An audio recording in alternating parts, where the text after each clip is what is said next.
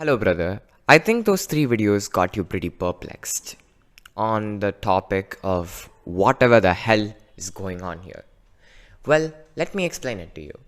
First of all, I was using three different types of grid construction methods, actually two different types of construction methods that never needed any kind of perspective grid layout, using which I made those images.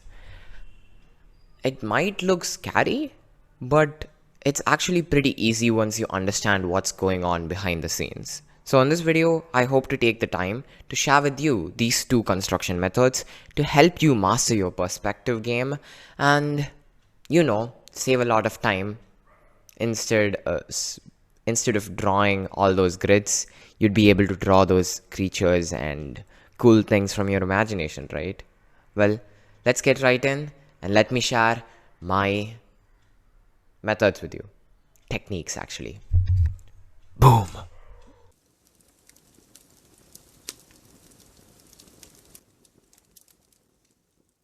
If you want the best results that this tutorial can possibly offer you, you're going to have to take your sketchbook, come here, and sit with me as I teach you. Okay, bro?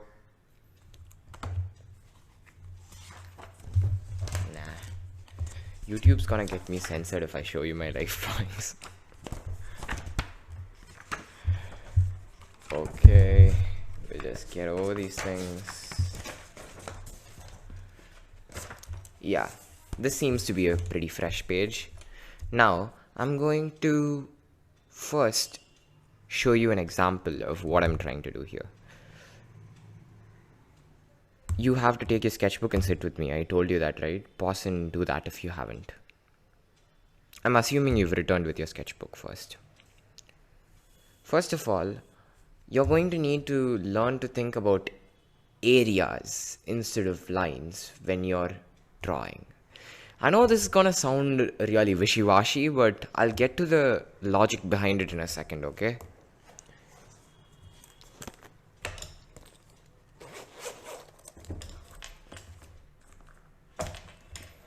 This is gonna sound mathy as hell, but I'm gonna make it as easy as I can for you, okay? So this is the perspective grid construction. Now, there are a lot of lines coming out of one point, and we call this one point the vanishing point, don't we? Now, I'm going to start thinking about these lines as some things that divide an infinite area. If I put a line in between these two lines, it goes back to the center. I've divided an infinite area into half by doing this. Like, you're like, how the hell can you divide an infinite area into half? It's still going to be infinite. Well, you are right, but I want you to think of an infinite area like this is one infinite area. This is a huge infinite area, right? And now, if I partition it into half, we're going to get two equal areas. So, when I partition that with a line, the line I partition that area with will go back to the vanishing point. So you can use this logic when you're using two different lines. Let me show you how it's done.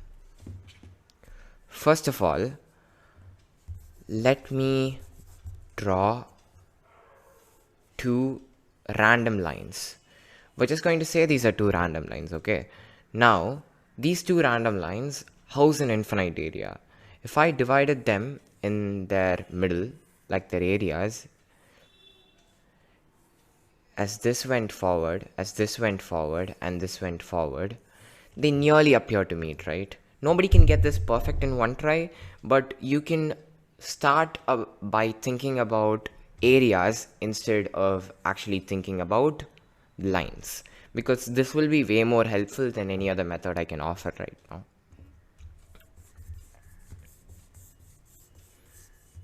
Now, I'm going to apply it with you, and you're going to have to sit down and apply it with me. We're not going to make any little tiny box. We're going to make a Rubik's Cube. I do understand that it's a compilation of boxes, but if I made you draw a head right now without any prior notice, then you'd be perplexed and I wouldn't like that. So now you're like, wait, an object has 3 vanishing points, right? Well, you're right. So how do I make sure that the horizon line, even though it's not on the page, aligns properly? Well, I have the answer for that too. Now hear me out. Say I have this line and I want 2 other lines to intersect on it.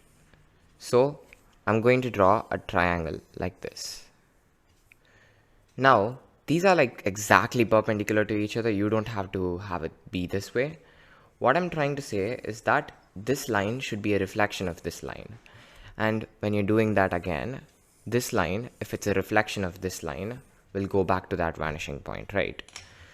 So what I'm trying to say is that when you're doing freehand construction, have 4 lines like these and start constructing the grid from there. This is what I did for... No, not this. Not this. Oh shit, I'm getting censored. Yeah, this is what I did here. So you see, over here, I made the 2 vanishing points and 2 other lines from 2 other vanishing points. And that is how this started.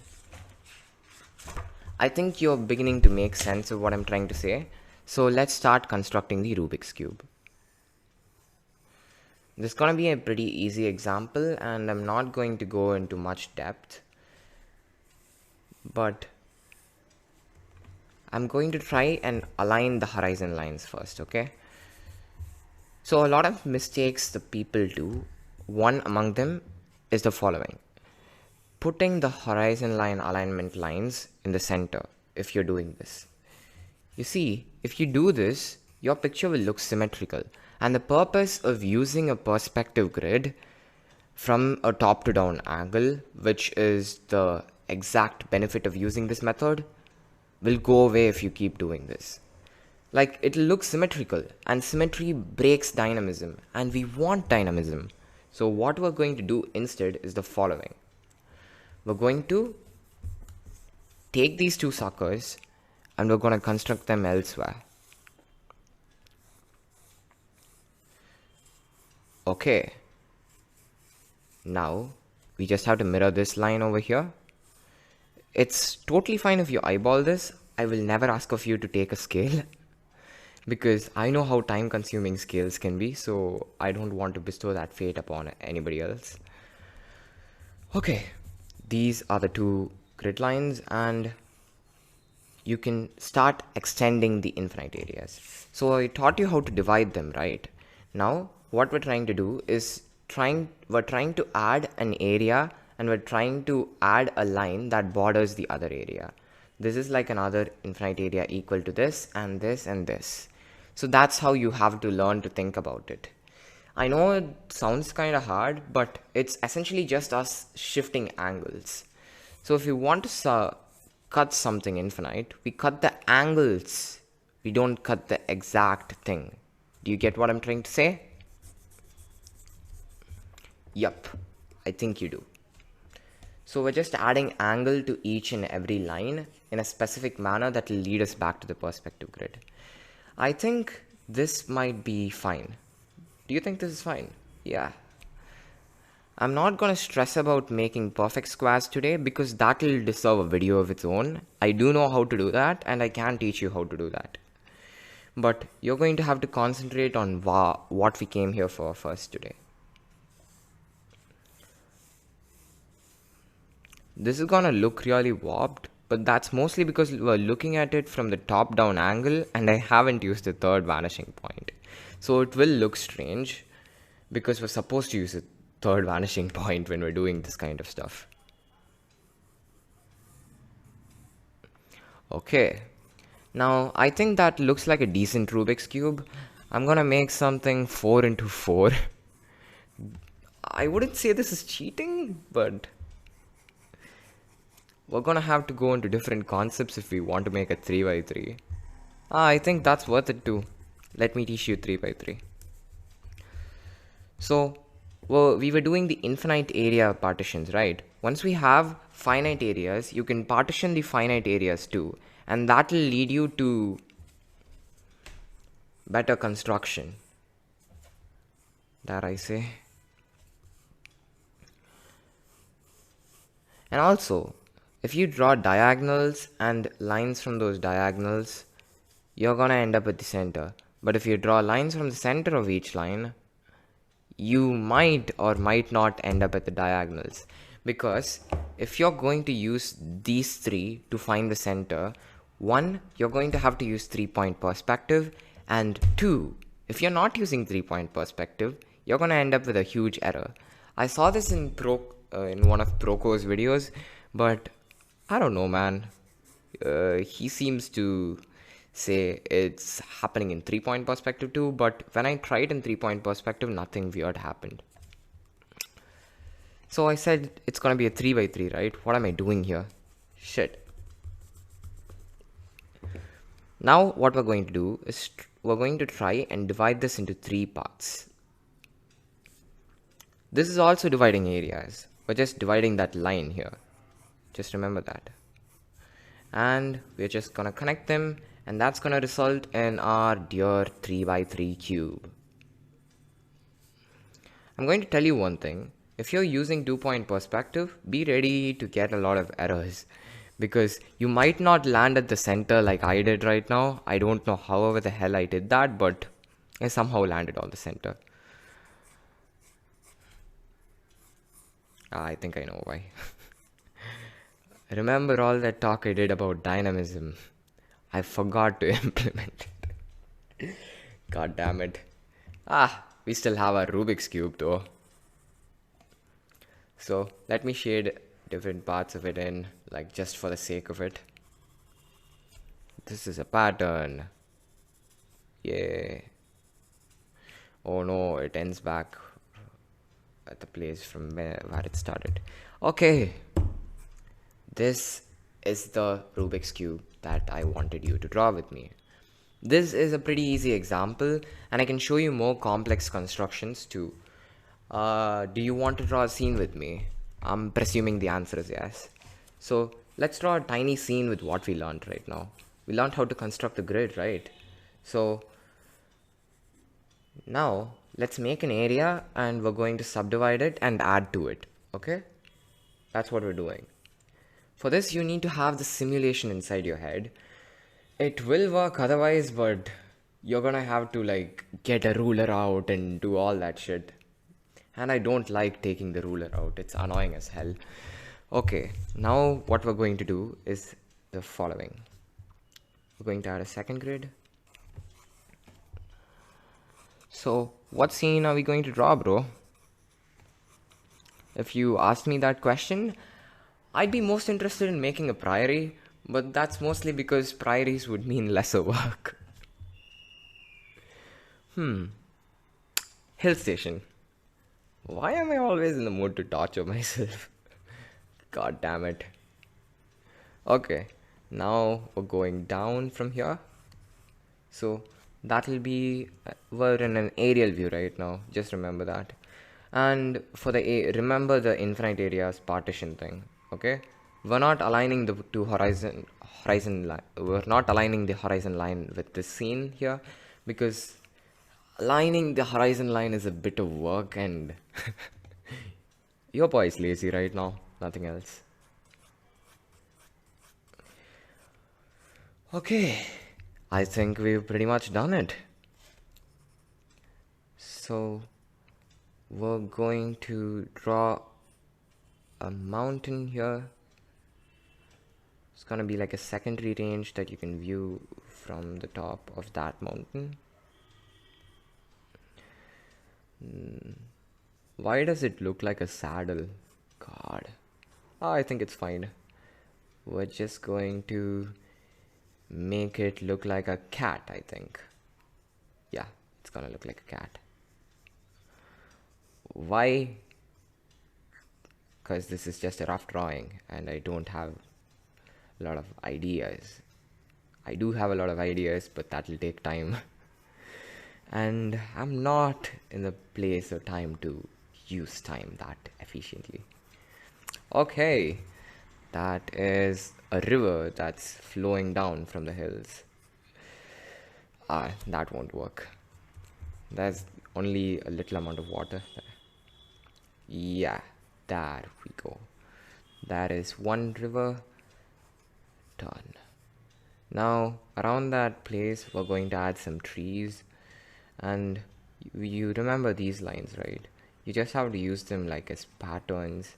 When you're drawing trees from afar, don't think about the position. I did this huge mistake when I was trying to make my own comic book.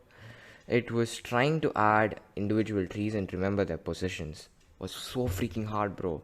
Don't do that. Think of trees as like one block. Like there is this one shape of the forest. Think of it like this. And then once you go inside, have an equal spacing idea for each tree, and you can replicate each tree like that. Don't memorize the positions. You're gonna get freaking stuck if you do that. Okay.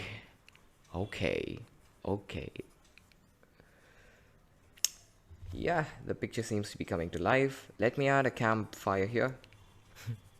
I've drawn a lot of campsite drawings in by the herds. I don't know why I did these things, but I seem to have taken a liking to camping, even though I've never been on a camp trip before. Yep, that's good. Let's add a warm campfire here. This is like almost the 5th drawing where I'm adding a campfire in.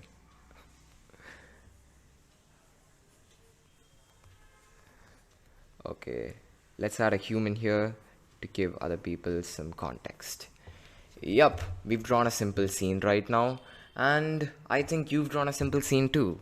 Did I help you with this method? Well, if so, the next one is going to be ultra useful. This is not gonna work for environments, I'm gonna tell you that right now, but this will be super useful if you want to apply perspective to characters. So you see, our faces are more cylindrical than they are flat. No, they are kind of both, but if you think of them in a cylindrical manner, then in your pictures, they'll turn out looking way more 3D than the other way around. Now, I'm going to show you something very special about ellipses. For this, I need the perspective grid too. No. Nah, man. I was watching Tim McBurnie Sensai's videos and he did this, so I thought I wanted to do that too. We're gonna use a water bottle. Remember, boys, stay hydrated. In this one, let me bring it to the camera center. Yeah, this is what he did. Let me take the mic closer to my mouth. And look here, boys. So you see, when this circle or any ellipsoid shape, circle is an ellipsoid, right? So if you take a look at it straight up, it's gonna turn up like a line in a perspective grid. That's obvious, right? Anything flat does that. And once you move it a little bit to the side, away from the horizon line, you're able to see that the circuloid shape or the ellipsoid shape starts appearing. This is what our method right now is going to be based off of. When we move things a little bit to the right, you're going to see the circle popping back up, and when we do that towards the left, you're going to see the same thing again. Let me take my sketchbook and elaborate. When we're moving something to the side, we're able to see its full ellipsoid features. And when it's at the center, we're able to see only this, right? When we're moving towards an edge, we're seeing this. And we're moving towards another edge, we're seeing this. Okay, now I think we have a pretty good estimation of what we can do to fill in the gaps. So this is going to be a cylinder. As if that wasn't blatantly obvious, I had to stress that, but you get the point. This method works with 2-point perspective. That's why I'm teaching it to you. If you're looking at an object straight up and you want to describe its form, you can draw one ellipse at the top and one at the bottom. This is especially useful for characters, and I've used it many times in my own constructions. So, right now, we need to define our character's eye level. Let me say this is their character's eye level, okay? Now, we're going to find the midpoints between these two parts, and we're going to fill it in with a midpoint ellipse. I think you're starting to see how this is going to help. Or if you're not, I'll help you. Wait. Yeah. Now I'm going to construct a character with you to show you how this works. Remember how the ellipsoid shape revealed itself once we went to the side and side, right? The ellipsoid shapes are not going out anywhere. They're inside the form. And if we erase the things in the middle, we're able to see that this on the edge is visible and this on the edge is visible too, right? Now, what I'm going to do is draw a striped water bottle. I'm not going to fill it in with a character first because that'll, have you perplexed again. And I don't want that. I'm not going to draw a plastic bottle. I'm going to draw a smegzy water bottle like the one I have right now. Let's find this. By the way, if you're finding this hard, I suggest you watch Tim McBurnie Sensai's video on this. He's explained the basic construction of an ellipse. I'm trying to use it to teach perspective to you, and it's going to be a whole lot difficult if you don't know how an ellipse is constructed. Alright? Yup, this is gonna be like the holder where you hold the bottle. And this is the bottle's cap. Let's have it be aerodynamic and cut off its edges. Oh, hydrodynamic, I think. Yeah. Yup, that is mostly it, boys. This is a water bottle in perspective drawn using only ellipses. We did nothing else. Remember that. Let me show you how you can draw a face right now. And then we'll proceed to a character. Now, what I want you to do is draw the character with me. So first we're going to define the character's eye level. Then we're going to lay down the ellipsis base. Like the character's face's bottom part, After we've laid that down, we're going to lay out the top part. How are we going to do that?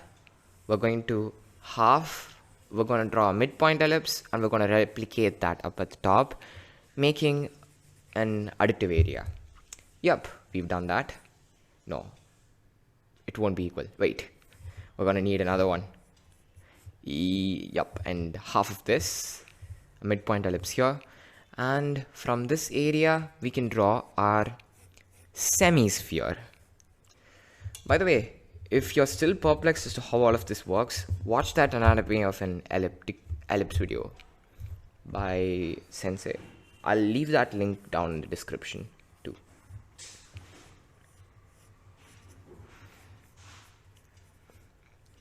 So we're gonna use the Loomis method to construct a head right now, which I only learned yesterday. Okay, first I'm drawing an oval face because that was the beauty standards in ancient Greece for some reason, but you can draw any sort of face.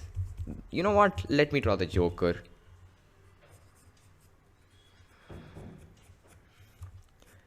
Yep. This is what you would call the zygomatic bone if you never heard of it. Like, it never really pokes out of your face because you're never really that lean. But when you're making heroic figures and you want them to be lean, if you place them, it'll work wonders. And yup, I think I got all the ratios correct. Like, this is the nose size. Yeah, I got it correct. So, where does perspective come in when we're doing something like this?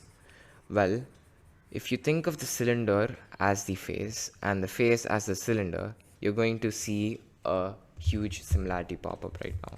For the mouth, you can use the boundaries of that ellipse, the midpoint ellipse we did here. And for the nose, you're going to be able to use another midpoint ellipse that we're going to make right now. Yeah. All you have to do is align it with that. And by the way, The cylindrical method is way more useful than box construction because you can draw the face inside in any freaking angle and have it aligned. And at the eye level, let's draw the eyes. This is just a normal eye. I'm not gonna do anything complex right now because you have your precious time, I have mine. I shouldn't have said that. Oh, I forgot the entire brokerage part. Let me add in the eyebrows now. Okay. I kind of drew along with Tim McBurnie Sensai for a bit, and what I realized is that I've been simplifying way too much of my style, like to the point where my characters don't even have any kind of personality. Like it becomes very hard to add personality once you simplify it beyond a shape. And as he would say, I'm gonna say the same thing too right now. Think of all your shapes in 3D. When you're adding a nose, just don't add a cool shape. Add a third dimensionally cool shape. Okay, that's the eye level done. That's another done. Now, this nose aligns with the perspective grid, and for the mouth, you can align it with the perspective grid too. And when I take this down, you can do that too. And also, we have a jawbone, right? I totally forgot that. Yup, that's the jawbone. This guy has really good dress. But I don't know if he was whether if he was real, he would get any girls or not. Because he's not real. Okay, let me add another ellipse at the bottom. And using that ellipse, we're gonna find the midway point. And yep, that's like a very basic construction that we did right now. And I'm gonna make him a mummy so that I could show you how this method works too. We know this is the eye level and we know this is the top ellipse. So let's take to halving that. We're gonna border many midway ellipses and we're going to partition them with lines.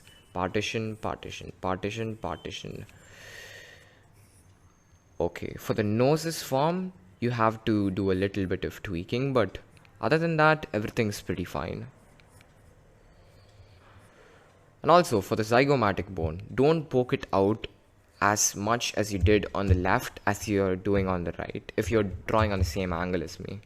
Otherwise, you have all the rights to decide if it's correct or not.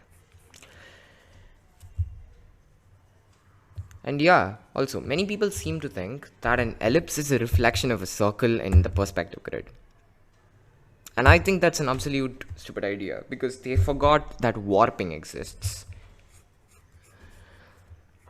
If you're one among those people, then don't think that. You're not making squares when you're making ellipses.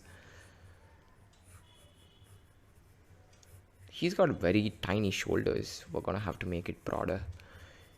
Yeah, that's a man's face in perspective. Like at least approximately in perspective.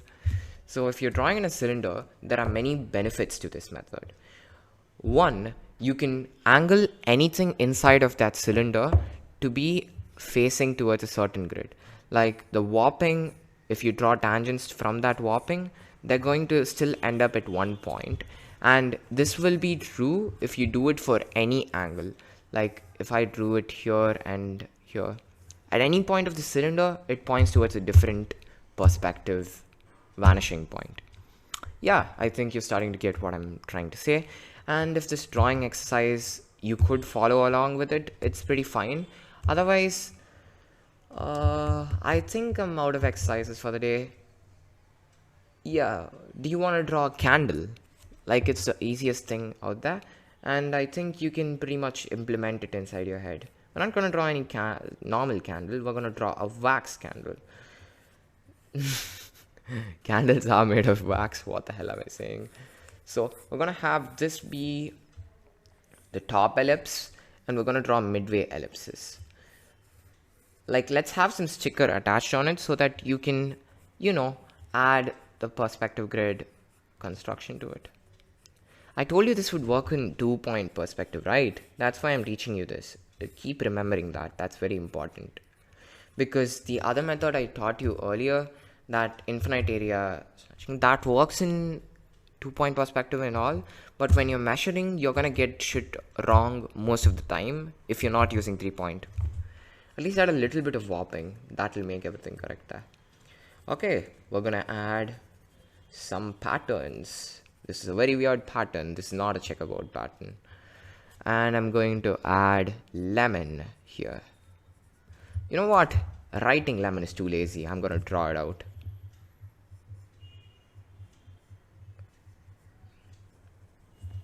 Yup, that's a lemon candle. And let me add some fire to this picture. And yup, you drew with me and you finished this illustration, right? And I'm not asking of you to copy anything. If you did, I'm sorry about that. It's like a drawing session where you're supposed to make your own character with me and construct as I do. If this video's purpose was reached, then, well, share it with your other artist friends, because these 2 perspective tips, these were very helpful to me when I was constructing stuff. And these help me make a lot of scenes when I don't have the capability to put the vanishing point inside the scene. Okay, that's it.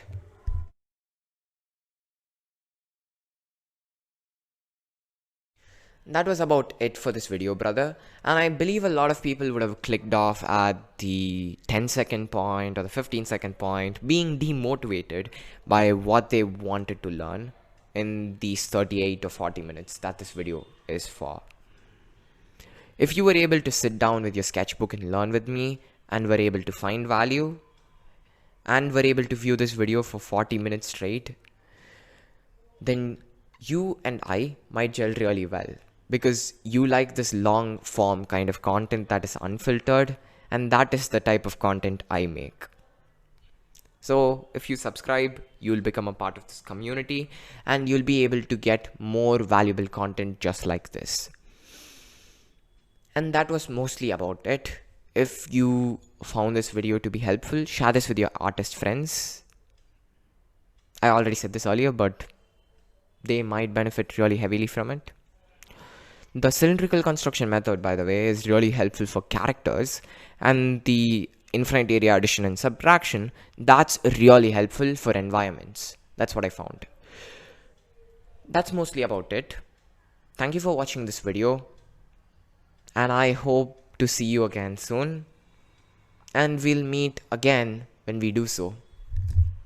Bye. Here's a brofist for your amazing attention span. Boom.